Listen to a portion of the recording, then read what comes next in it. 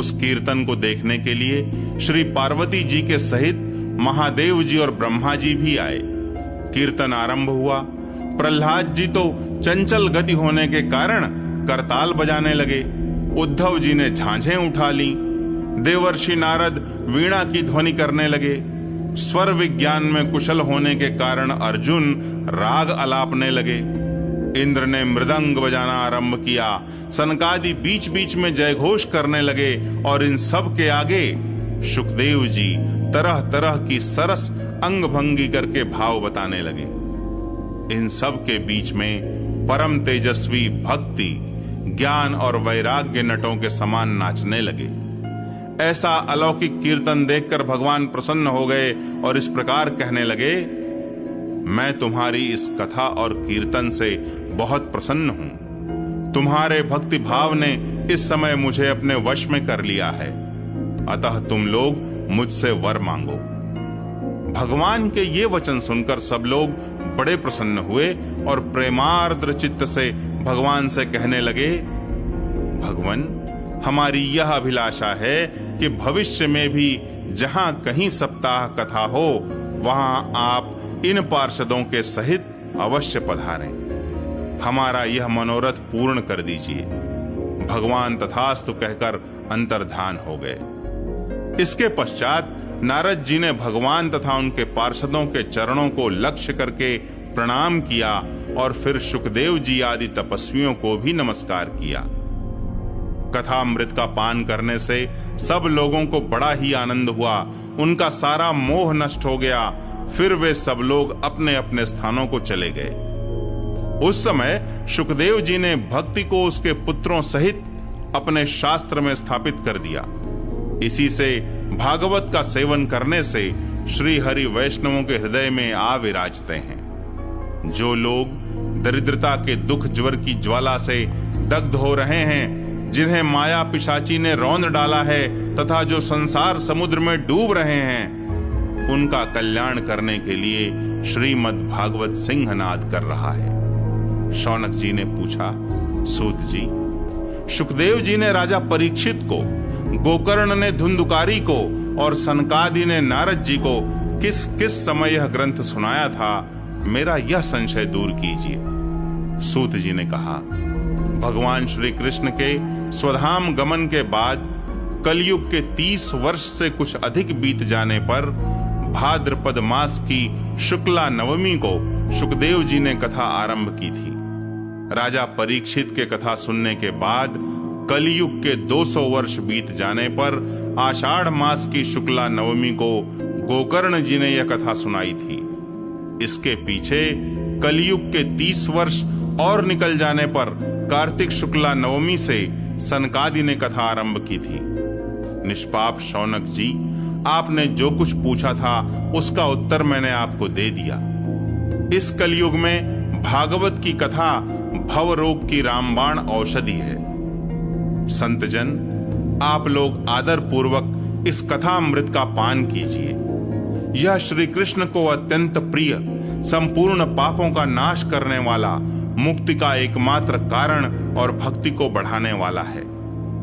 लोक में अन्य कल्याणकारी साधनों का विचार करने और तीर्थों का सेवन करने से क्या होगा? अपने दूत को हाथ में पाश लिए देखकर यमराज उसके कान में कहते हैं, देखो, जो भगवान की कथा वार्ता में मत्त हो रहे हों उनसे दूर रहना। मैं औरों को ही दंड देने की शक्ति रखता हूं, वैष्णवों को नहीं। इस असार संसार में विषय रूप विष की आसक्ति के कारण व्याकुल बुद्धि वाले पुरुषों, अपने कल्याण के उद्देश्य से आधे क्षण के लिए भी इस शुक कथा रूप अनुपम सुधा का पान करो। प्यारे भाइयों, निंदित कथाओं से युक्त कुपथ में व्यर्थ ही क्यों भटक रहे हो? इस कथा के कान में प्रवेश करते ही मुक्ति हो जाती है। इस बात के साक्षी राजा परीक्षित हैं। श्री शुकदेव जी ने प्रेम रस के प्रवाह में स्थित होकर इस कथा को कहा था। इसका जिसके कंठ से संबंध हो जाता है वह वैकुंठ का स्वामी बन जाता है। शौनक जी, मैंने अनेक शास्त्रों को देखकर आपको यह परम गोप्य रहस्य अभी अभी सुनाया है। सब शास्त्रों के सिद्धांतों का यही निचोड़ है। संसार में इस शुक शास्त्र से अधिक पवित्र और कोई वस्तु नहीं है। अतः आप लोग परमानंद की प्राप्ति के लिए इस 12 स्कंध रूप रस का पान करें। जो पुरुष नियम पूर्वक इस कथा का भक्ति भाव से श्रवण करता है और जो शुद्धांतःकरण भगवत भक्तों के सामने इसे सुनाता है, वे दोनों ही विधि का पूरा पूरा पालन करने के कारण इसका यथार्थ फल पाते हैं। उनके लिए त्रिलोकी में कुछ भी असाध्य नहीं रह जाता।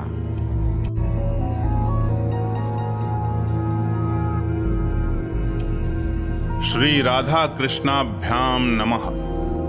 श्रीमद् भागवत महापुराण प्रथम स्कंध। यो लीला लास्य संलग्नो गतो लोलोपि लोलताम तम लीलावपुषम बालम वंदे लीलार्थ सिद्धये।